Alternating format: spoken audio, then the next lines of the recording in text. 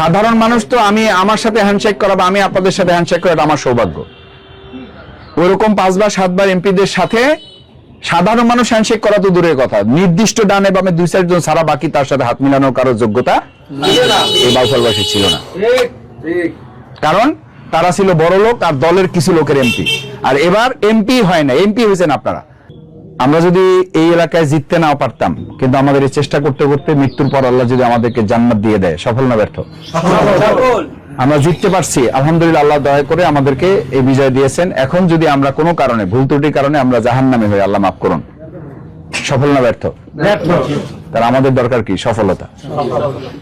সেই সফলতাই যদি অর্জন করতে না পারেন, তো মেম্বার, চেয়ারম্যান, এমপি, মন্ত্রী দেশ চালাইয়া কি লাভ, এলাকা চালাইয়া কি লাভ?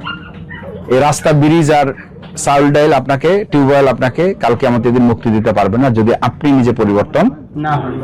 এই জন্য সংগঠন গুছাতে হবে।